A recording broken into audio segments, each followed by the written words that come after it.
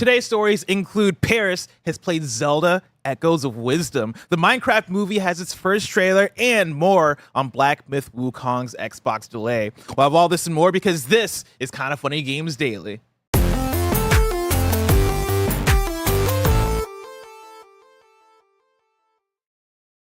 Yo, what's up? Welcome to Kinda Funny Games Daily for Wednesday, August 4th, 2024. I'm one of your hosts, Blessing Adeoye Jr. Joining me is... I don't even have a nickname for you because I want to say Gamertag Radios, but I did that last time, and I feel like you were stunned that I introed you as that. Well, I can't do XCast anymore. I know you can't. Just go with Gamertag Radio, I guess. Gamertag Radios, or what's your YouTube channel? It's my name. Oh, it is your Parris. Name. Yeah. Parris Lilly, everybody. Yeah. Parris Lilly's here. Welcome, Parris. Yeah. Thank you for having me, Bless. Always a good time to be here. Always lovely to have you here. Except for the fact that I've been doing my best in the last year to go to the gym and work out and try to get swole, try to get my biceps bigger. And then I sit next to you and I'm like, what am I doing this for? What's going on here? Look at this. It's ridiculous. Parris, how you been, man? No, I'm good. Like I said, it's always good to come up here, be in the studio with everyone. I was at PAX West over the weekend, so that was amazing getting to see so many people from around the industry that was in town for that. So yeah, I'm good. You tell me about PAX West, because PAX West was, I think, the first gaming event I'd ever been to, and that was when I first moved to Seattle back in 2016. Yeah. And I made it a thing to go to PAX West every single year because I absolutely loved it. And I've missed it so much. I've not been to West since 2019.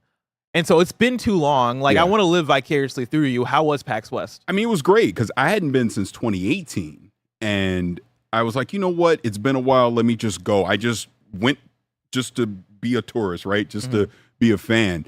And it's expanded now that, you have that main convention center. I think it's called the Arch or whatever it's called, right? And then now across the street, down by the Paramount Theater, you have the Summit building as well. That's packed all the way up. The main theater's there. That's where Phil Spencer did the Storytime thing. Greg did Civ 7 over there. And it was just a ton of people just being fans of games. Yeah. All kinds of games, tabletop, video game, whatever you could think of, cosplay. It was awesome to be in that environment and to just see people happy. Oh, right? Yeah. I think more than anything, people were just happy to be there and excited to be there. And, I just love that environment. It was really good to be in that situation. Yeah. I think that's one of the things that's very exciting about being at an event like that. For me, PAX East was one of those moments where you look around, you talk to people, you meet people, and you're like, oh, lovely human beings play video games. Right, exactly. There are so many lovely people that are in the gaming community. There's so many positive, happy, really cool people that are within the community. And sometimes you forget that when you're just on the internet all day long. But when you see people face to face, you're like, oh no, people are cool when you actually get to speak to them. Exactly. Everything was just hugs and smiles all weekend. Did you have, I know we're going to talk about Zelda Echoes of Wisdom, so let's not dive into that. But were there any other games that you checked out at PAX that you want to highlight? Yeah, because I want to talk about Zelda. We'll talk about that later. I mean, it was, for me, Monster Hunter. Monster Hunter obviously stood out. I went to the Mix, and I am blanking, and someone's going to kill me for forgetting the name of it, but there was this platforming game at the Mix, which is showcasing all these indie games, and you're a frog, and it was Croak. Thank you. Yes. That was it.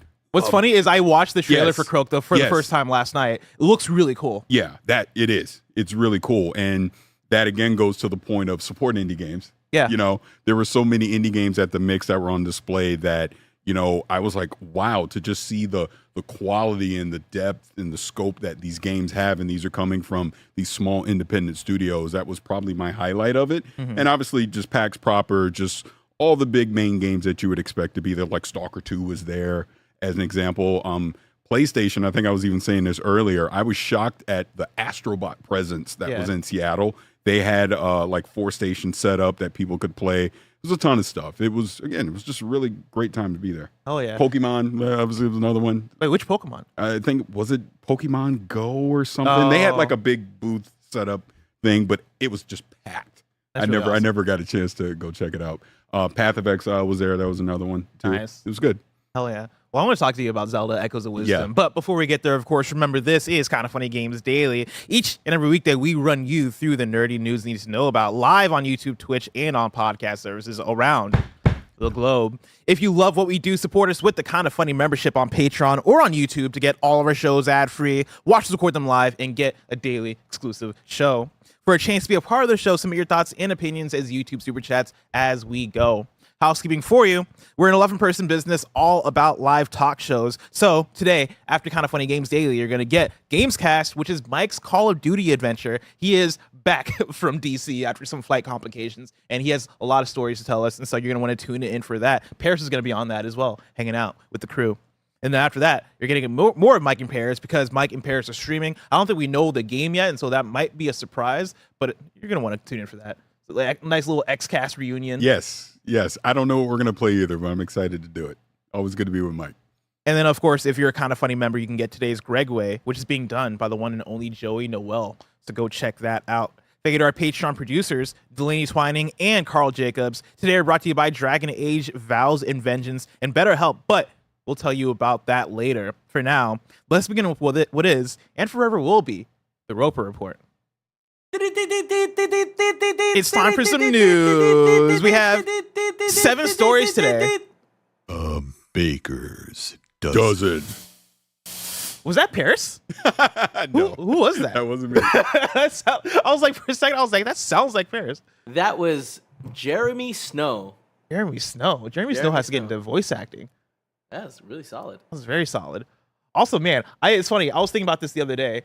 I feel it's been like 2 weeks since I've been on KFGD. Yeah. I feel rusty. Yeah. I feel like I'm not back yet. And so bear with me. I'm like trying to get back into the flow. No one would be able to no. Thank you. I appreciate it, Kevin. Trust me, if you're rusty, I'm ancient because I never know what the hell I'm doing when I'm up here. So we'll figure it out. Great, Parris. You do great when you're up here. Also, what is this shirt? I'm just noticing. Is that the Golden Girls? This is literally the best shirt ever. Such a solid It's the Golden shirt. Girls. Who doesn't love this shirt? That's awesome. Yes. Where'd you get that from? I got this off of T Republic. Oh yeah. Yeah. Golden Girls, was that TGIF? No. It used to come on. See, I have a vivid I'm old. Because like I wasn't there. Yeah. So I'm old, ask. so I have a vivid memory of this. My mother and I used to watch the Golden Girls on Saturday evenings, and I believe it was either 8:30 or 9 o'clock on NBC. Damn. What year was this?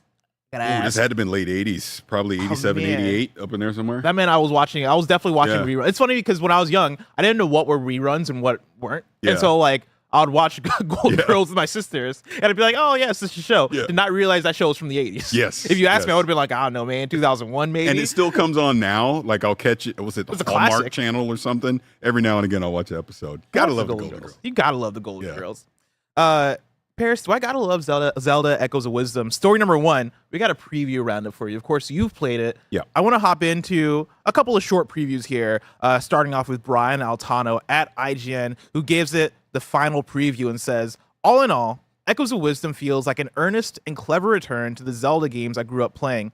Challenging, inventive, fresh, and genuinely just really fun. Every new puzzle and conflict is a blank canvas for experimentation, but it's all wrapped in that distinctively familiar and challenging Zelda game vibe that made me fall in love with these games to begin with. It's vintage Zelda mixed with the playful and creativity-based gameplay that younger audiences are used to building their own stories with these days. It's not pushing that side of things as far as Minecraft, Roblox, or even Tears of the Kingdom does, but it's also not rigid and specific with the way it makes you approach it. And then Tom Phillips at Eurogamer puts up his preview titled Echoes of Wisdom reinvents age-old gameplay as the series finally changes its star. It may have taken decades, but Nintendo has finally found an answer to those calls to play as Zelda, with gameplay that feels different enough that this could never be just another Link adventure. At the same time, brilliantly, Echoes of Wisdom manages to still feel like a proper Zelda game, rather than being a more forgettable princess-led spin-off such as Princess Peach Showtime. I simply can't wait to see more Echoes of Wisdom, a game that hosts the inventiveness of Tears of the Kingdom, but within perhaps more manageable limits, that wraps this in the DNA of classic top-down entries such as Link's Awakening, and, most importantly of all, looks set to stand on its own as a remarkable entry in the series' main canon. Finally, this is Zelda's moment to shine. Parris, you went to PAX West. You got to play Echoes of Wisdom. I'm very jealous. How was it? Tell me about it. So let me just say this. I purposely went to PAX West. I was like, I'm not doing any appointments. I'm just going. I just want to hang out. And then I got an email from Nintendo. Hey, do you want to see Zelda? Yes, I will do that appointment. Thank you very much. Awesome. So this wasn't open to the public? No. Oh. They did have it on the show floor, but I believe that demo was only for like 10 or 15 minutes. Okay. I played over an hour Okay. of what I got to play. And I mean, everything that you just read in those previews, like Brian and I were together, spot on.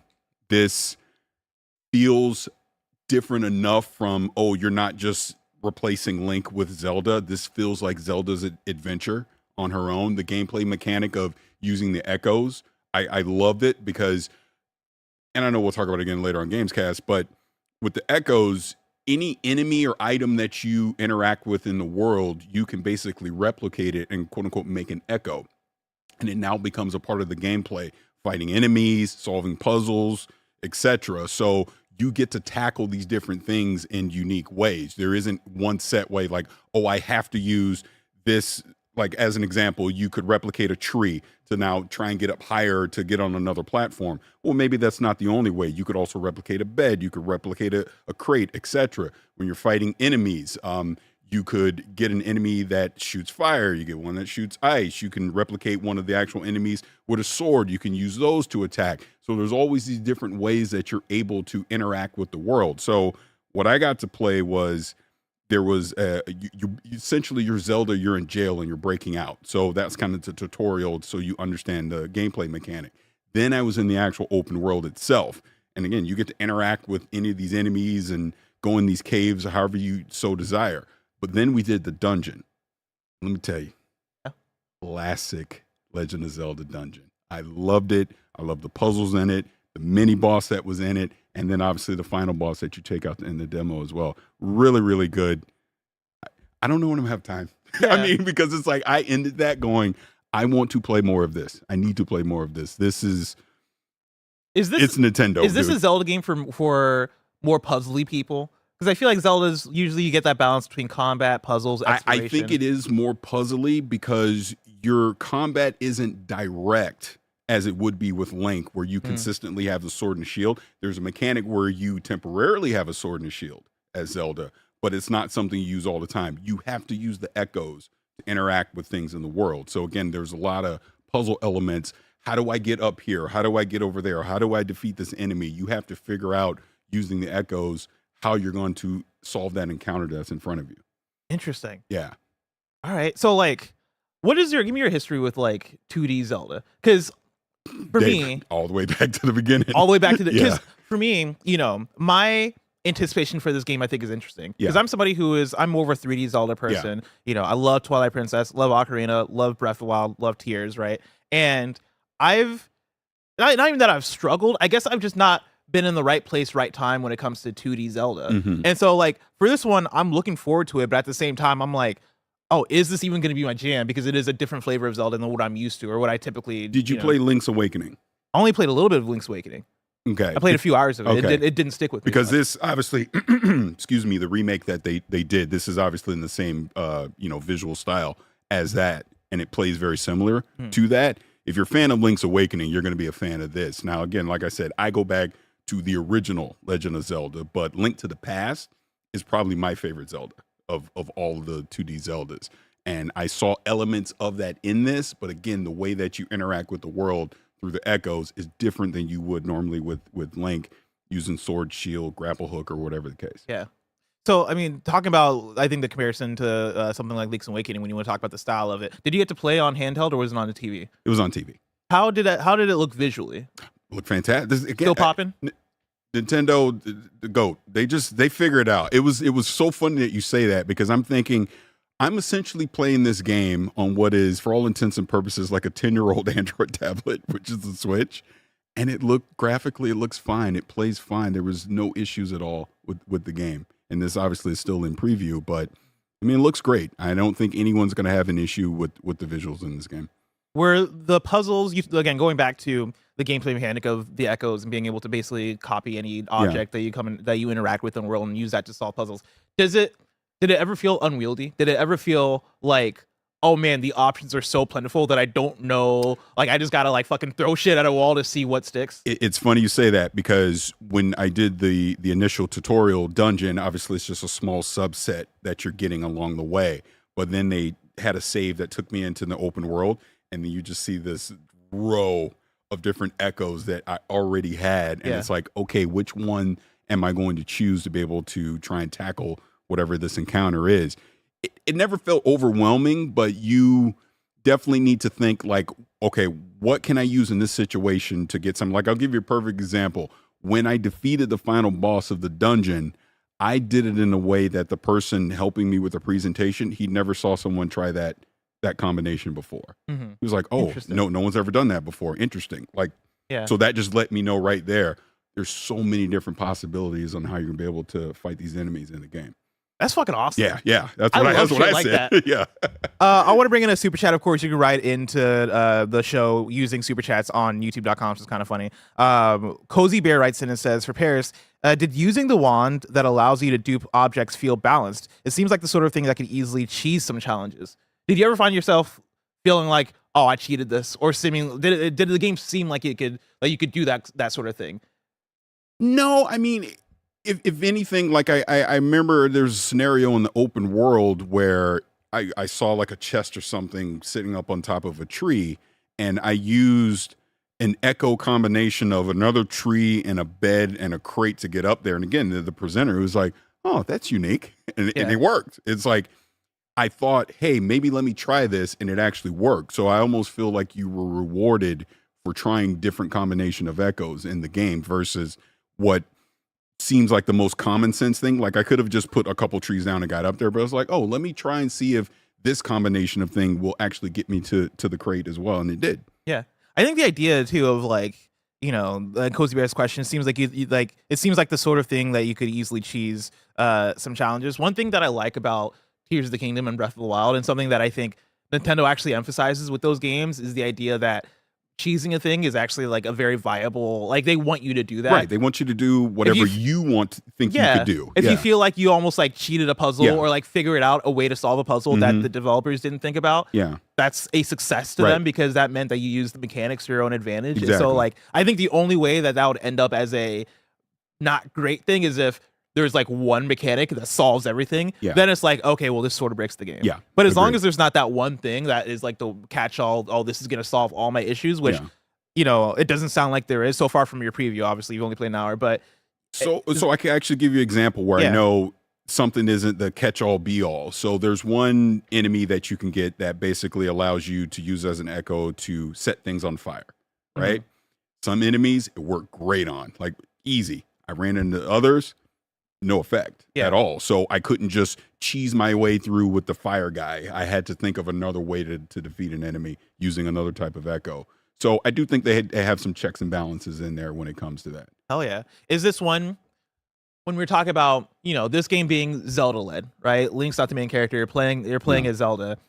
I know, again, you've only played 1 hour. I'm sure your thoughts and feelings are going to evolve as you play the final thing. Huge.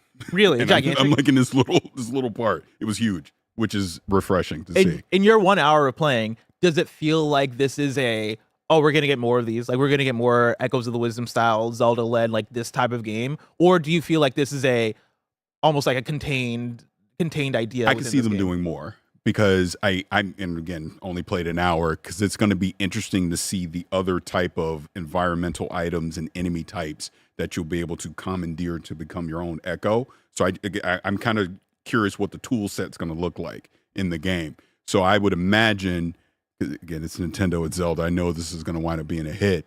Of course, they're going to want to do another one and expand upon whatever is in this game. So no, this won't be the end. I definitely see them doing more. I hope they do, because like the thing I hope, actually, I think coming off of Breath of the Wild and Tears of the Kingdom, I don't think the next Zelda, and I forget if they can confirm this or not, but it doesn't feel like the next Zelda is going to be in that same world, that same like Hyrule. It seems like, okay, for the next step, for the next big 3D Zelda, you're going to want to take a different approach, or enter a new Hyrule, or figure out like what is going to be the angle for it. I think a really cool idea would be to, especially with this game as a jumping off point, go, all right, what does a 3D Zelda look like starring Zelda?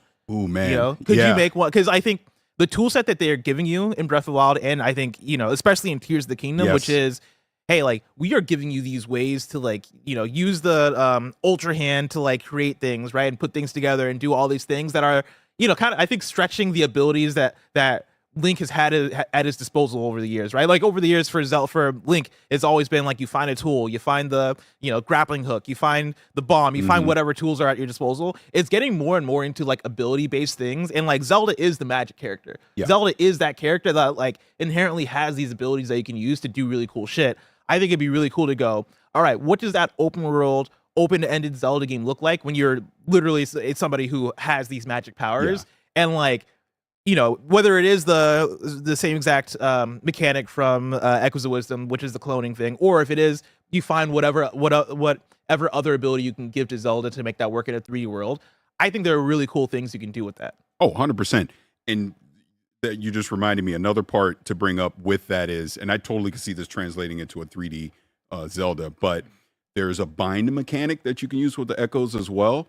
So let's say, I don't know, I keep saying tree, but let's say I'm attaching a tree onto a moving platform. I can bind to literally hold on to the tree and then move across the platform with it. Oh, so that's that cool. allows me to traverse. Or even when you're fighting a boss, let's say there's a weak spot on them where you're trying to basically pull something off of them. You can use that bind mechanic to grab onto that item, and then you are literally yanking it off of the enemy at the same time. So little like pull a shield off of them, stuff like that. So I'm like, there's so many possibilities they're going to be able to use that in this game. I'm so fascinated to see where it's going to go, as you get deeper. Trust me, I'm very excited to play more of this game because it's a Zelda-led game, not Link. So that's refreshing, number one. I like the mechanic of the Echoes, but you still get that classic Legend of Zelda feel. Yeah. Of playing a 2D Zelda game. So yeah, it's great. the first new 2D Zelda. I mean, Link's Awakening came out quite a few years ago, but even that was a remake, right? So if we're talking about brand new, it's the first brand new one since Link Between Worlds, which was like a decade ago. Right. Like, that's exciting. Right. If you're somebody who loves these kind of games, like, that's super exciting. Yeah. I guess final question for this segment is, playing the demo, did it move your excitement level up? Is it the same, or it doesn't sound like it's down whatsoever? No, it definitely went up. I didn't know what to expect going in. I was just like, all right, let's see what the Zelda is going to be all about. And the fact that Nintendo gave us an extended period of time to play was great, because I had actually beat the dungeon boss a little early, so I was able to go back into the open world for like the last 15 minutes and just play around in the open world, messing with enemies and trying, let's go in this cave, let's see what this is, so I don't know when I have time. It all comes down to time. Yeah, I'm so excited for it, but I'm also looking at the calendar, like, bro, it's insane. I've started to try to like pare down the games that I'm really gonna commit to. Yeah. And like, legitimately, I'm looking at September. I'm like, how the fuck am I gonna do? I'm looking at October, and I'm like, how am I gonna play Life is Strange and Call of Duty Black Ops and Sonic and Cross Shadow Generations and Metaphor Refantasio? Yeah. Like, how am I gonna balance all this? It's a great time to be somebody who plays video games. But also, is it a great time to be somebody who watches video game movies? Story number 2, we got the Minecraft movie trailer. I want to invite to the stage the one and only, the Lock, Roger McCorney. Woo! Yeah! Woo! Oh my gosh. Before either of you say another word, I just have to say, watching your journey through Japan was fucking amazing. Oh, dude. It really was. It was fucking amazing being there. Like, it's funny. We did an hour and some change long GAMESCAST, and like, I feel like we didn't get to even talk about all the stuff that we did in like Japan. Most of it was focused on the Kojima visit, rightfully so, because that was the coolest part. But like, I was thinking about it last night. I was like, damn, there's still so much that I didn't get to talk about. Yeah, we have a whole embargoed event that we haven't talked about. Yeah, we have an either. embargoed event that we haven't talked about. Like, so many cool things that we got to do in Shibuya. So many cool shops we got to go to. And all Cool that glasses stuff. that he got. Oh yeah, I'm wearing my new glasses From that Japan? I got. That is awesome. From the Jin's store, I believe is what it's called. Yeah. Just seeing that tweet from Kojima, and you guys are standing there, I go, this is the coolest thing ever. Dude, I was running through so much of my data because like I'm there and it's like, T-Mobile gave me like 10 gigabytes because I boosted it or whatever. After we left Kojima Productions, right? Like, we knew Kojima was going to tweet it because they had asked us if they can tweet it. We're just waiting. I'm just like refreshing, refreshing over and over and over again, just waiting for it. I'm That's sure awesome. T-Mobile's like, what the fuck is this guy doing over there? 5 gigabytes of just Kojima data. Yeah, just like he keeps refreshing Instagram and Twitter. What's up with them?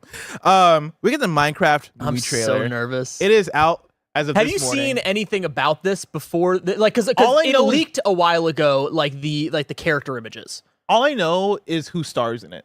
Yes. That's it. You know? I have no idea. You don't know who stars in it? Nope. I know nothing. I know nothing. Oh, we're gonna have a good one. Yeah, I know nothing. All right, Kevin, hit it.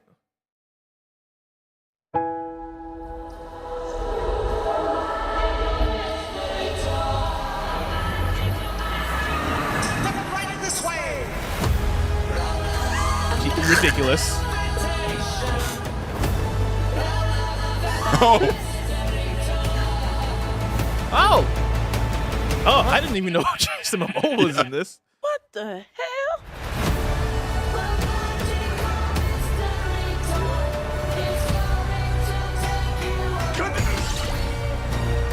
Anything you can dream about here, you can make. yeah, of course. Who are you? I am Steve. Oh, Ridiculous. Okay. This guy is such a tool bag.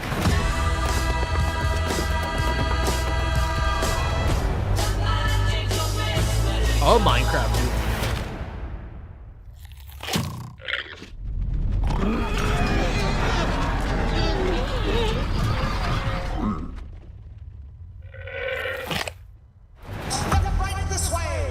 Only in theaters April 4th. Can you believe we've gotten this far? Just in life. Yeah. We've lived long enough to see this. Like they're making a Minecraft movie and like you ask yourself how the fuck are you gonna make a Minecraft movie and they just make everything square. It's like, yeah. I guess that's how you do it. Yeah. You cast Jack Black, you call it a day. Raj, I'll start with you. Yeah. I like the CGI. I like the art direction. I think that is probably the strongest thing going here. I am unsure about what Jason Momoa's role is. I don't know what's going on there. I don't know what his deal is, but I the wig, I don't know if I can get behind it. But The wig looks terrible. yeah, it looks awful, but I think that's kind of what they're going for. Like maybe he's like an 80s rocker from out of time. I don't know, but yeah, I don't think the humor is gonna be for me. But I'm gonna watch the supercut on YouTube of like, oh, this is all the fun moments of like the creeper exploding and stuff because that all looks good. Like the creeper looked good. I like the texture on it. I like the realistic angle to it. And also, Jack Black's gonna be fine in it. He's gonna be good, but should he be Steve? I don't know. But Was he in the Borderlands movie? yeah, he was Claptrap. He's in every video game. Yeah, is he movie. just like the guy now Yeah. for video game movies? Because yeah, he's played Bowser, Claptrap, and now Minecraft Yeah. Steve, which is an insane roster. Do you of think it's characters. because he was like doing the YouTube gaming thing? Remember that? Remember that he was a probably. Jablinski Games or whatever? Yeah. I think that might have been his smartest career move ever, is doing that and then being like, hey, I'm the video game movie guy. Yeah. What'd you feel? How'd you like? Well, I want to hear from Parris because Parris is the family man. And is this the one that you're gonna take the kids out to? Well, my kids are older now, so they. Oh, probably, they're not still playing Minecraft. So my oldest daughter is, but again, she's playing. She's an adult at this point, so she's not playing it like as a kid thing. I could see my youngest still wanting to go see this. She'll probably want to go see it. My son, he'll have zero interest in this. Yeah. But me personally, I love that. Obviously, Jack Black again, but that Jason Momoa is in this, Yeah. like it's doing this. That's fun to see. It looks like it's going to be fun. Obviously, I need to see more of it, but it's intriguing so far. This is like I think maybe the first time while watching a video game adaptation trailer that I'm like, oh man, I might. Not that I'm old, because I know whenever I say that, people take it as as an insult, and Parris is gonna look at me like, "What the fuck do you mean?" But like, I'm maybe out of touch might be more of the term for it. Like, I look at this and I'm like, wow, these references go over my head. Like, I don't see. I think it was Jason Momoa earlier in the trailer that like hit a hammer and he like something built out of it, and I'm like, wow, that doesn't hit for me. Like, I am. This is ahead of my time, before my time. Like this, you ever played Minecraft? Not really. Like I played Minecraft. I did Rooster Teeth survive Block Island, and I played Minecraft when I'm tasked to play Minecraft for work. But I've never really played much Minecraft as a choice, right? Like I don't have any nostalgia for Minecraft. Right. I know loosely, like I don't know how many references there are. I know what creepers are. I know what you're doing in Minecraft. I know that you build things and that like you can build huge worlds and shit like that, right? But like I am so out of touch on it in terms of like it hitting for me culturally. Like I watch it, I'm like, all right, yeah, like maybe the kids are gonna love this, or maybe like people that are younger than me are gonna. But like I this. do. I think the kids will like this. Yeah. I think this is clearly aimed at them. So As somebody who grew up with Minecraft, like I played a lot of Minecraft back in the days. I wasn't like the guy that was getting to the Ender Dragon, like finishing the game. Like I know that a lot of my friends did that, but I was still playing a ton of it. Like this hits for me, and like the floating mini wood piece that was there, like that's cool because that's like when you break it and you kind of pick it up. Like there's moments that click with me, but like just the whole, like if this was an animated movie, I think I'd be way more excited about this. But the live action mixture of it all, also the fact that like I know that some of the development of this movie of like what's his name, Rob McElhenney, the guy that from It's Always Sunny. Yes, he was developing one for years. He was developing this movie for years, and they were like, I just couldn't make it happen for creative differences. I wanted to see that movie. I wanted to see his take on this and what that would have looked like. So this kind of seems like a different direction, which again, we don't know what his original version was, but I was more interested in when he was working on it. But either way, this is gonna hit for the kids. I think it's gonna do blockbuster numbers. I don't know if it's. Was that on purpose? Yeah, it was on purpose, everybody. It was on purpose. Blockbuster. But yeah, no, I don't think it's going to be for me. But I'm sure Mike will take me to the movie theaters to watch it. Oh, I feel like this is gonna hit for Mike. Oh yeah, this is probably going to be the biggest movie of the year for Mike. All right, that's Thank been you, the Minecraft reaction trailer, everybody. Roger, thank you so much for joining us. As we get out of here, of course, I want to tell you guys about patreon.com/kindafunny and youtube.com/kindafunnygames, where you can go and you can get the Kinda Funny membership, which allows you to get shows ad-free. Speaking of ads, let us tell you about our sponsors. From the award-winning game studio BioWare comes an immersive fantasy series, Dragon Age: Vows and Vengeance. A pair of heroes brought together by fate to embark on a journey of revenge, redemption, and love. Set in the vast world of Thedas, Dragon Age: Vows and Vengeance features key characters from the upcoming game Dragon Age: The Veilguard, rated M for mature. Let's check out a trailer. So, what's the mark? The Eye of Kithiska. From the world of Dragon Age comes a new tale. The Eye was crafted centuries ago by a powerful dreamer. Listen to me. You've been tricked. We have to put this back and leave. I'm sorry, but I won't let you pay for my mistakes. The Eye will destroy us. Dragon Age: Vows and Vengeance. Listen and subscribe wherever you get podcasts. Check out Dragon Age: Vows and Vengeance, an 8-episode immersive fantasy series now at kindafunny.com/dragonage. That's kindafunny.com/dragonage. This episode is brought to you by BetterHelp. What's something you'd love to learn? As an adult, do you make time to learn new things as often as you'd like? Or was that lost in childhood? Kids are always learning and growing, but as adults, sometimes we lose that curiosity. What's something you'd like to learn? Gardening, a new language, or maybe how to finally beat your best friend in bowling. Therapy can help you reconnect with your sense of wonder because your back-to-school era can come at any age. Some of Tim's best friends use BetterHelp and love how helpful it can be for learning positive coping skills and how to set boundaries. It empowers you to be the best version of yourself. It isn't just for those who have experienced a major trauma. If you're thinking of starting therapy, give BetterHelp a try. It's entirely online, designed to be convenient, flexible, and suited to your schedule. Rediscover your curiosity with BetterHelp. Visit BetterHelp.com/kindafunny today for 10% off your first month. That's BetterHelp, HELP.com/kindafunny. And we're back. Parris, you're here, so we had to talk about Xbox. Story number 3. Microsoft confirms Black Myth Wukong's delay is not due to platform limitations, and they comment on exclusivity. This is Paul Tassi at Forbes. In a statement given to me by a Microsoft representative, the company has confirmed that the delay of Black Myth Wukong is not due to technical issues with Xbox platforms, and instead, similar to its original statement, points to outside platform/developer deals. The statement reads, quote, "As we have said before, we're excited for the launch of Black Myth Wukong on Xbox Series X and S and are working with Game Science to bring the game to our platforms. We'd prefer to not comment on the deals made by our partners with other platform holders, but we can confirm that the delay is not due to Xbox platform limitations that have been raised to us," end quote. This statement reinforces my earlier reporting that the issue with Black Myth Wukong's delayed release on Xbox is not technical in nature and not because of some issues with the Series S, as many have speculated, as Microsoft is now saying outright.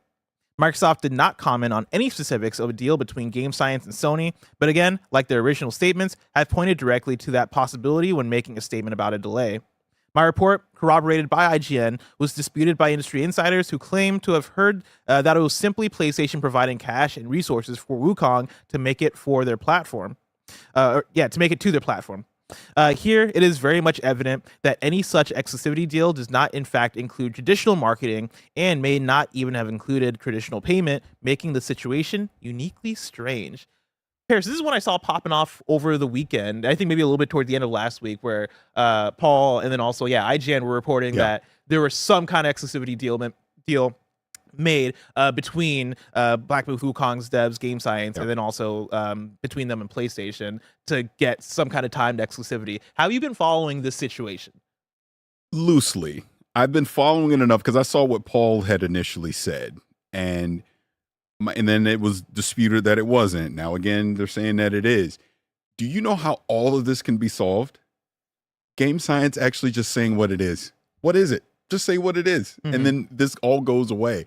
Clearly, there's something there, because if Microsoft is being adamant that there isn't any technical issue, the Series S is not holding it back from being delayed, then what is it? But they won't say. Sony, PlayStation obviously isn't saying anything. Game Science isn't saying anything, but they made the game.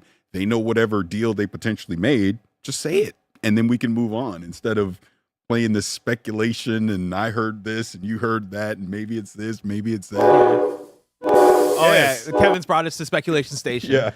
Yeah, this is such a weird one. It was a bit frustrating for me to read on Twitter over the week because I think a lot of the people that were pushing back against the idea that PlayStation might have made a deal were mainly people I saw that just didn't want to believe press. Right. And I'm like, this is how reporting works, right? Yeah. Like, people have sources.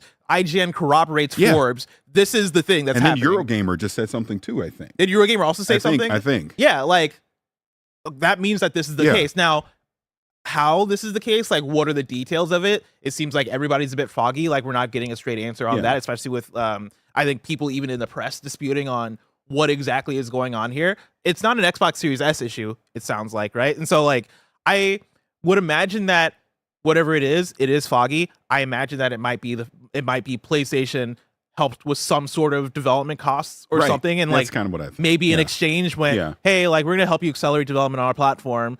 If we do this, they'll give us the game first or something like that, right? Like, I think there might have been some conversations. I do think it's fascinating and weird that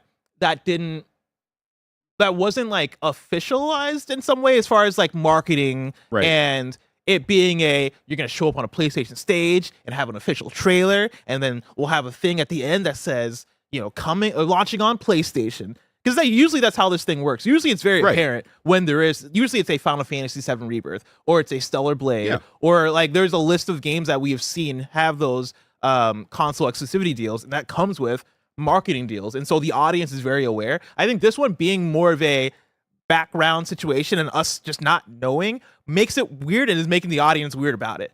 Because people are just like, well, what the fuck? Why can't I play this on my Xbox? And I do think you lead to agitating the audience as Game Science that way. Because now people are just, Xbox, the community, is sitting here waiting for this game, being like, what the fuck? Like, why can't I play this? And since we are talking Xbox, yeah, I look at it even from their point of view. They already have a reputation problem with third-party games missing their platform or being delayed. Yes. This is now the second year in a row one of the biggest games of the year is not on the platform day one for whatever reason. Clearly, they don't want to just outright say what it is, but it's hurting them as a platform because people are losing confidence that these third-party games aren't making it to Xbox. And I know they just did whatever with Capcom to make sure that game comes there early next year. But the speculation and the innuendo and rumor makes it seem like, what is everyone saying? Oh, it's a Series S. Oh, it's another technical issue. Xbox dropped the ball again, when it's sounding like they didn't, but we don't know why.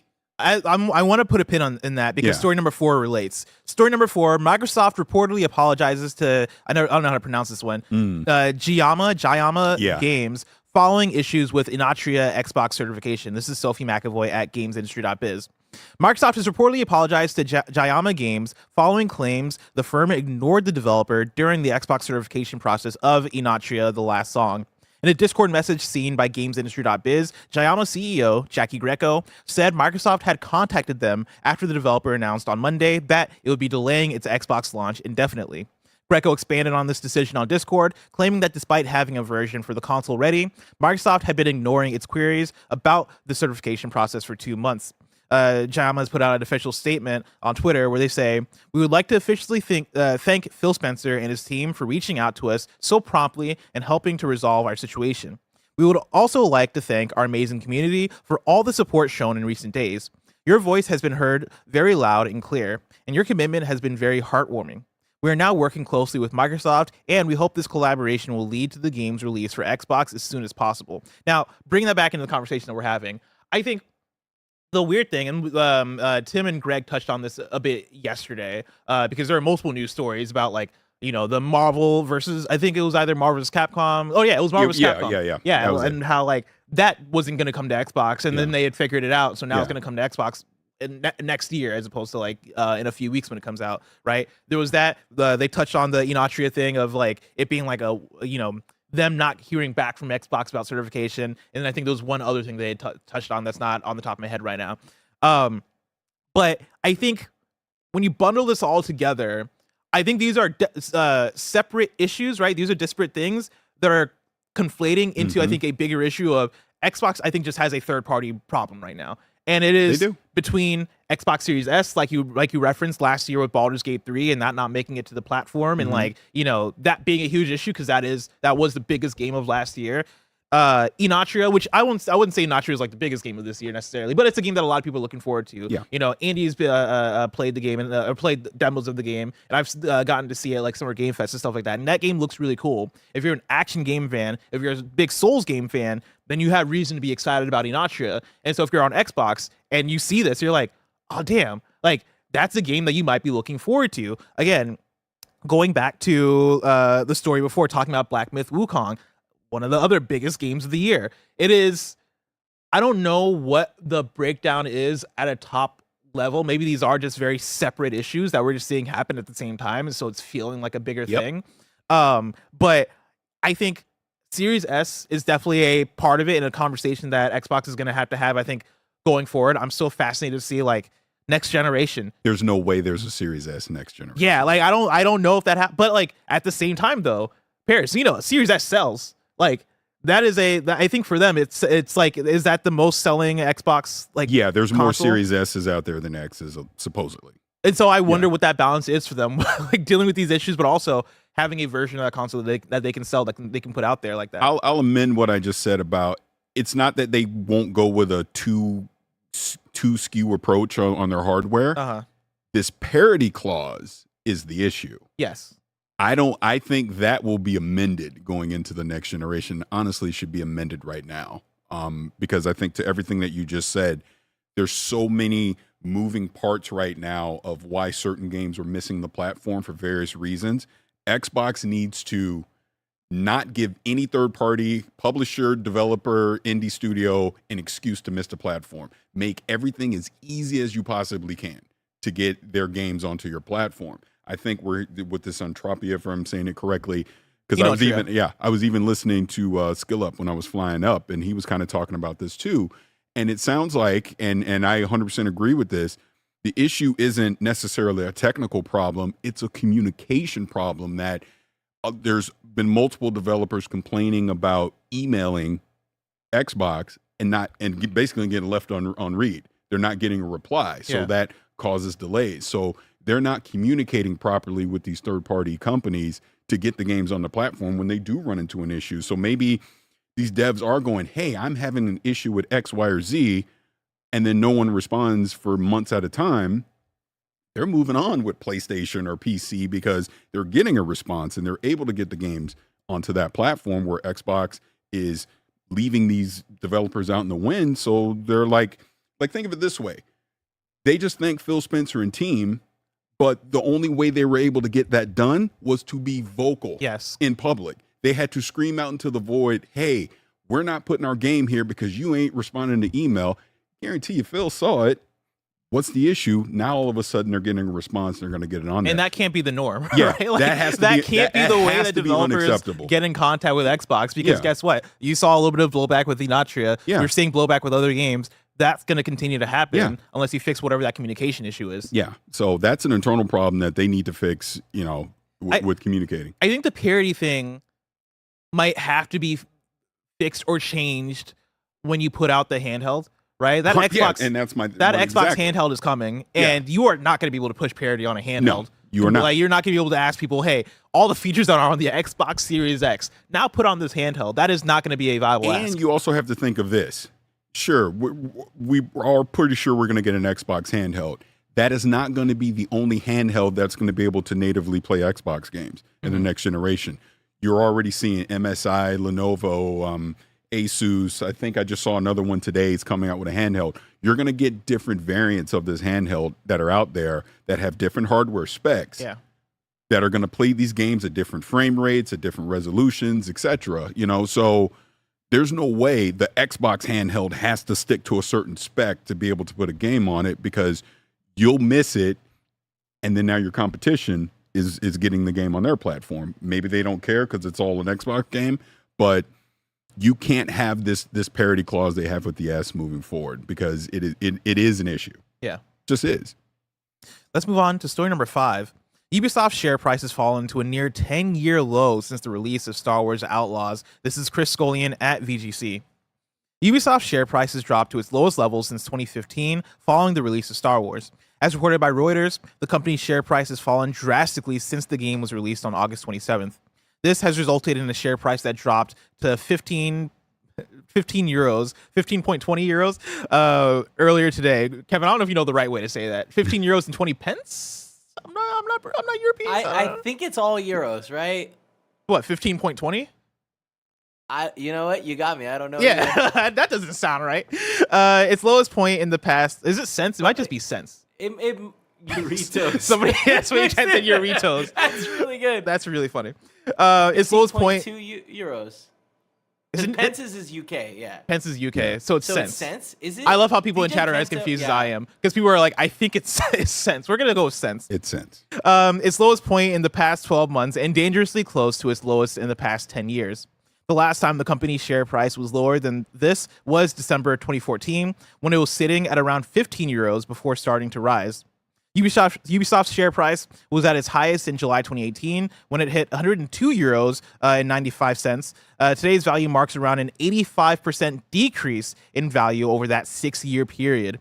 Reuters report cites MyCap Partners analyst Charles Louis Planade, who says the decline in share price has been driven by a combination of a poorer than expected start for Star Wars Outlaws and a sharp decline in interest in Ubisoft's free-to-play game X-Defiant.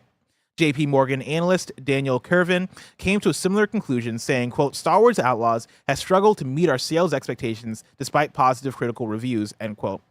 Kervin had previously stated that he expected sales of Star Wars Outlaws to reach 7.5 million units by the end of March 2025, but he has now changed this to 5.5 million. Oh, this is a woof. Like, I am so fascinated and even more so worried about the future of Ubisoft at this point. Yeah. Because if Star Wars Outlaws isn't able to be the big hit, like the massive success for Ubisoft, I don't know what is. Like, I think this, not that this is the end of the line. I don't think Ubisoft's about to close down tomorrow or anything, but like, I think as Ubisoft, you're looking at Star Wars Outlaws and you're looking at maybe X-Defiant as being like your, not surefire bets, but like money makers this year. Like lastly, now you have Assassin's Creed Shadows, which I think is going to do Assassin's Creed numbers, but this is not looking good. It's rough. Were you somebody? Did you check out Star Wars Outlaws? I did. Does this surprise you? It doesn't surprise me, because while I wasn't as harsh as Greg and Barrett were with their scores, I aligned with a lot of their complaints about the game. And I think this is a result of what you're seeing, where this didn't land where it should. Number one, being a Star Wars IP. Number two, being Massive, who I think the bar is raised when you get a game coming from Massive. Yeah. And it just didn't 100% land the way that it should. So unfortunately, I'm not surprised to see this happen. what's the next step for Ubisoft from here? Like you put out, let's say Assassin's Creed comes out and it does what Assassin's Creed does, right? What is what do you then focus on after this? I think they're going to focus on a lot more Assassin's Creed, number one, because I think that's their most valuable IP at this point. Where's Sam Fisher? Where is it? I've been complaining about that for the last 4 or 5 years. That's an IP that could do something for them, depending on how they reintroduce it. Where's Beyond Good and Evil? That's another one. Yeah. I think they did hit on something with Prince of Persia at the beginning of this year. Honestly, that's still probably my top 3 best games I've played this year. So maybe more Prince of Persia is something they can push. X-Defiant clearly is not going to hit the way that they hoped. Yeah. So I think they're probably going to steer away from the live service stuff, because I want to say the last 3 live service attempts they've done has just not worked at all. Maybe the last 10. Like, like there are a bunch that come out that Mike's is left. There was like a ball game that came out in like June that Mike told us about on air, and we were like, no, that game doesn't exist. That was like another multiplayer thing. But you go back and it's like Roller Champions came out, Riders Republic came out, right? Like Rainbow Six Extraction, which I don't know if that was supposed to be live service or not, but like that feels like it came and went so quick. Very quick. You had, what was it, Hyperscape? Yeah. Like if you want to talk about a big Ubisoft live service success, like the first one that comes to mind always is going to be Rainbow Six Siege. And that at this point was almost a decade ago, right? That was like 2015, I think that came out. I think right now, when you look toward, let's say you get past Assassin's Creed, right? That comes out and it does regular Assassin's Creed numbers. I think you do maybe try to like breathe some life into X-Defiant, because that was hidden for a second there. Yeah, for a second. It was like, it was doing better than what I expected it to do for a second, which might mean that there might be something there. I think you double down more on Assassin's Creed, but you can't hinge an entire publisher on one IP or even 2 IP, right? No. You got to spread that out. And I worry about if a new Splinter Cell is going to do what we would want it to do, right? I think critically, in the same way that we talk about Prince of Persia: The Lost Crown, critically, and like in terms of audience, people love that game. Yeah. That's a fucking great game. I don't know if that's selling what they want it to sell in terms of, oh yeah, like this is going to keep the company afloat. No, I think that's something they put out because they know it's going to be a quality thing, and that can help maybe maintain the Prince of Persia it adds IP. To the resume. Like adds to the resume. Yeah. I think Splinter Cell could maybe add to the resume. I don't know if Splinter Cell is going to be like a big hit unless it really, really is like, oh, this is the one. And I don't so know much if Ubisoft time. has ones anymore. I mean, we're in 2024 now, so it's been at least 10 years, right? Yeah. At least. So the thing I worry about is, I think what I worry about is quality at this point with Ubisoft. You know, Star Wars Outlaws coming out and it being, I think, okay, according to Metacritic, right? Like some people like it, some people don't. Like, I feel like that is now become kind of the bar for Ubisoft. I don't expect a Splinter Cell to come out and be a 9 out of 10 video game. You want to know the crazy thing about Star Wars? Have you finished it? No, I played like 30 minutes. I was like, I'm good. Okay. So, and this is the problem. Number one, tutorial, way too long. Yeah. Number one, before you actually get into the action of it.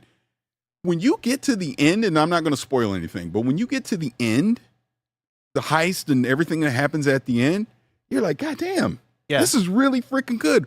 Where the hell was all this the other 10 hours I was playing? You know what I mean?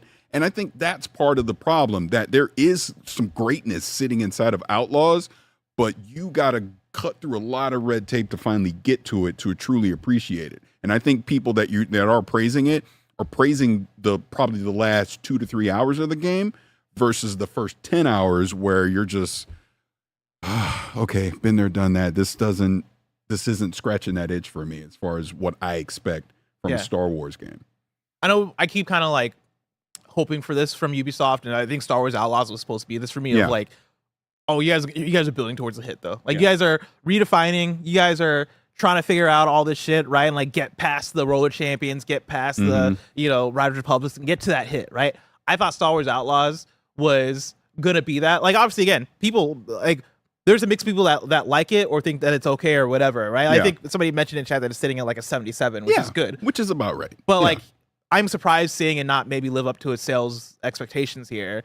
And if Star Wars Outlaws isn't going to be that, right, then like, man, I sit and I hope that Prince of Persia, like the remake that's coming out, could be that. But I don't know how many of those I can hope for. But before it's like, yeah, you ran out of time here. Yeah. And I worry about you. I worry that we might be start to get to that place for Ubisoft because it's been years of this. You know. Yeah, I agree. I think even like something, even like their surefire bets, like Just Dance, for example.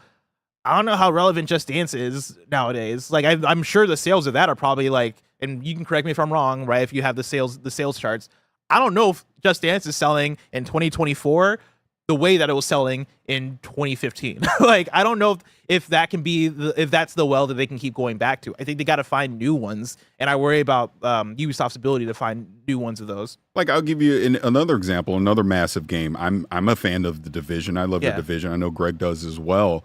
But I don't, like, they already canceled Heartland. I don't know if, okay, we're doing The Division 3, if that's going to have the impact that Ubisoft needs, to your point, where it would have 5-6 years ago, you know, if you came out with a Division 3. So, yeah, I don't know. Interesting. Cooper in chat says, bet they'll still open with a Just Dance ceremony at their next UE Direct. Guess what? They didn't open with the Just Dance ceremony at the last one. Do you remember that? I was sitting in the Ubisoft reaction. I was like, where the fuck is Just Dance? They announced the Just Dance VR game, but they didn't announce Just Dance 2024 until the Nintendo Direct. And like for me, that is an indicator. I'm like, you're not gonna have a dance number? Or you're not gonna like make this a big thing? The Just Dance VR game was the pre-show. It wasn't even in the main Ubisoft show. I think that is evident of like, oh yeah, Just Dance is like now. I don't think they're putting in those same resources into it as far as like marketing and promotion. I think that is a coasting franchise at this point. And it's like I'm looking at the chat now. Yeah, you got IPs like Far Cry, Ghost Recon. Yeah. What's the other one I'm just missing? Watch Dogs, maybe? Or? Yeah, Watch Dogs. Thank you. That have had great games in the past, but the last iterations of them have been okay to not good. When are they going to jump into that well again and try that? So it's not like Ubisoft doesn't have IPs that people recognize and would want to play. But to your point, they got to be quality. They just got to be good games. I think at this point, what my prediction is, and I'm not hoping for this to happen because, again, business is weird and things can go wrong. But like my prediction is acquisition or some kind of merger. Like I think somebody has to take over. I don't think Ubisoft, as it exists currently, is like long for this world. Yeah. I think they have to either get acquired or like something has to happen with the overall corporate structure of Ubisoft to shake things up and give them probably the financial, like the production resources that they need to actually make these games into hits. And the scary thing about that is, first of all, Xbox better not do it or people will lose their minds. That's just way too much. But even if a PlayStation or an EA jumped in and did that, now we're taking another major publisher off the board and we're consolidating, and there's going to be more layoffs. And that's going to lead to more. That's going to lead to more and different problems. Yeah. I wonder if because we're talking about game publishers. You know, I wonder if it could be like an Amazon or it could be like someone else, somebody that comes into we're the not market. that we're not thinking that's like we want to get into video games. But again, that can go wrong in so many ways, and we've seen it go wrong in so many ways. And so whatever it is, I just hope for the best for the people that work at Ubisoft. Exactly. Agree. Completely agree. Story number 6, Destiny mobile game could get announced soon. It is claimed. This is Chris Scullion at Video Games Chronicle. A mobile game based on Destiny could be getting announced soon. It is claimed. Threads account Destiny Bulletin posted a link to a story stating that a game called Destiny Rising was in development by Bungie and NetEase. While the story isn't new, the existence of the game was first reported on 2 years ago. There's been no real update beyond an initial report claiming it was in the works. Giant Bomb's Jeff Grubb then replied to Destiny Bulletin's post on Threads, saying the game does indeed exist and that more information could be on the way. Quote, "Yeah, this is real," Grubb wrote. "Not a lot of people from Bungie working on it. It could get announced soon," end quote. When asked by another user if he knew much about the game, Grubb replied, quote, It's going to be Destiny on mobile, but with a lot of changes. Hero characters instead of building your own character, for example." End quote. Parris, you're a Destiny guy. I am. I don't want this at all. No? No, I have no interest. You don't in like this. the idea of a hero shooter Destiny on your phone? No, I have no interest. Which again, bring the Division back into this because the Division has a mobile game I played. Just not for me. It's not what I want from the Division, and having a mobile Destiny game is not going to be what I want either. Is the Division mobile game? Is that still? Oh no, I get that. I always mix it up. Heartland was just free to play. Yeah, it was that wasn't free the to play. mobile one. Yeah, is the mobile Division game that's out? Or is it just like wait? I don't even know. I played it. Yeah, but I don't know if it's out. Yeah, like Destiny Mobile, in a world where Call of Duty Mobile's out and thriving. Yes. sounds on paper like it could be a big moneymaker. Yeah. But yeah, like the way it being described as like it has a lot of changes and you're gonna have hero characters instead of building your own character. That sounds like a different game. But see this again, and you know we're seeing this industry change so much. If that came out 5 years ago, oh yeah, there'd be a huge audience for it. People would be excited for it. They jump in and play it. But Destiny just finished its 10-year run to now add. Now jump into the mobile part of it, and it's a hero thing. No, yeah, the hardcore Destiny person isn't looking to play that. Also, I'm looking it up in the Division Resurgence, which I believe is the mobile one. That's it. It's in closed beta. It comes out in next year, so we'll see how that shapes up. But Parris, if that shapes up and is successful, that'll be huge. That'll be very big news. But if I wanted something smaller, say the tiniest news I need to know about, where would I go? I don't know because I'm an idiot. No, it's right here. Wait, where is it? Oh God, are we missing a page? Yeah, are we? See? We had a. It says on the wall behind you. We're going to the Wii News. Oh, that's not your fault. It's because we had a printer error where all the pages printed very small for some reason, and we're running late on the show, so I didn't have time to like fix the issue. And then the pages were also falling on the floor because people keep putting the printer back, like keep pushing the tray back. It's a whole thing. It was a whole chaotic thing, Kevin. We needed you. Look, we're rusty. I'm so sorry. I was working on another thing which didn't get set, but we will do it later. Story number 7 is Wii News. Warhammer 40k Space Marine 2 reviews are out. We got a quick review roundup for you. It is sitting at an 83 on Metacritic and an 83 on OpenCritic. Chris Reed at IGN gave it an 8 out of 10 and says Warhammer 40k Space Marine 2 may not break the third-person shooter mold, but it looks amazing, makes good use of its Warhammer lore, and has brutal combat that just feels great. And also, I believe Andy Cortez has been playing Warhammer. He's going to talk about it at some point. I don't know when and where, but stay tuned because we do have Andy's review for that coming. From GamesIndustry.biz, Ballistic Moon, who is the Until Dawn remake studio, has confirmed layoffs, issuing a statement on LinkedIn saying it's made the decision to significantly scale down in order to secure the future of the studio. Sad news, and of course our hearts go out to the developers on that one. More from GamesIndustry.biz. Japan's National Museum of Nature and Science has added the PS2 to its Future Technology Heritage Registry. It's the first console celebrated for its cultural impact. What a good console to choose. The PS2. Of course, one of the best consoles in existence. Yes. Maybe my favorite console in existence. Between that and the PS4. And yeah, of course, DVD player. So it really does have that cultural impact. Shout out PS2. And then lastly, Monster Hunter Now Carnival 2024 Shibuya has been announced for October 12th and 13th. It's happening in Shibuya, Tokyo, which I was just at, having a good time. Eating ramen, eating sushi, loved it. That's it for Wii News. Before we get out of here, Parris, let's take a quick look at some super chats. Zach Marr says, get the DMC director and make a chic action game. He's talking about like what you want out of a new Zelda game. Yeah. A chic action game could be really cool. Yeah. Although you could also play Hyrule Warriors. I forget if Sheik is a playable character. I guess not, because that would have been Breath of the Wild world. Actually, I forget the first Hyrule Warriors, what world that took place in. Kindoffunny.com says you're wrong. DJ Kento says Minecraft is from the director of Nacho Libre and Napoleon Dynamite. And Jack is basically wearing the Nacho Libre turtleneck sweater dyed blue. Interesting. Okay. That's a fun one. Yeah. Jesus. Dirty Daddy writes in and says, Parris and Blessing are my new Kratos and Atreus. I hate it. Yeah. I'm a grown man. God damn it. I know I don't look like it, especially when I sit next to Parris. I'm a grown fucking man. And then, oh, here we go. Yang Fam asked a question that I want to know the answer to also. Parris, what's your training routine and what's your favorite exercise? You know, I've been looking at the chat and they're like, oh, Parris, you're so swollen. You're this. I have been the laziest fucker in history this year. I am not in the shape that I should be. What do you mean? I'm not. My if your diet, biceps got any bigger, they would have fucking a gravity pull. My diet sucks because I eat whatever I want and I shouldn't be.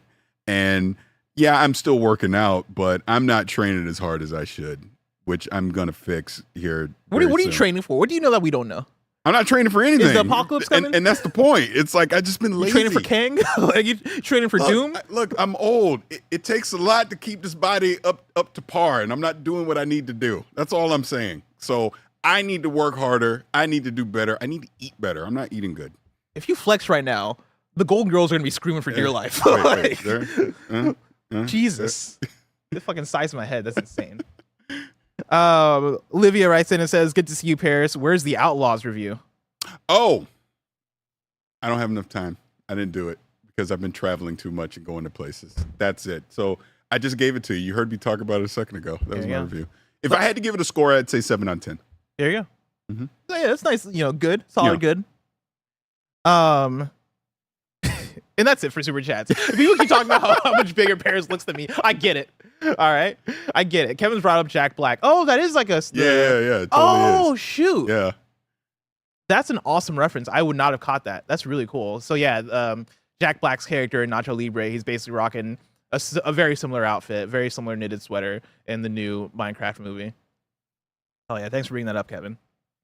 Now it's time for kindoffunny.com/you're wrong. Rewrite and let us know what we got wrong as we got it wrong, so we can correct it for those watching later on YouTube and listening later on podcast services around the globe. Boehner SN says, Bless said that Link Between Worlds was the most recent Zelda. However, Cadence of Hyrule was the most recent fully new 2D Zelda, which came out in 2019. Here's the thing. Touche, but you knew what I meant. But touche, because I was not thinking about Cadence of Hyrule, but you know what the fuck I meant. That's it for You're Wrong. That's the only thing that people had in here. And so me and you, Parris, we're killing it. They call us, too, the most knowledgeable Kind of Funny. I don't know if you knew that. I did not know that. Yeah, that is awesome to hear. I'm making it happen right now. It's fake news. Yeah, I like it, though. I'm going to run with it. Parris, thank you so much for joining me on this episode. No, thank you. I'm very excited to see you on the GAMESCAST, kicking it with Mike. It's always great to see you two together. Mike's going to be, as I like to call him, controlled chaos, so that'll be fun. It'll be a very good time. You're going to want to tune into that, and then also tune into the stream after, which is going to be Parris and Mike playing some more video games right after GAMESCAST. But of course, this has been Kind of Funny Games Daily. Each and every weekday, we run you through the nerdy news you need to know about live on YouTube, Twitch, and on podcast services around the globe. If you love what we do, support us with the Kind of Funny membership on Patreon or YouTube to get all of our shows ad-free, watch Support Them live, and get a daily exclusive show. Enjoy the GAMESCAST next and the stream after. But until next time, Game Daily.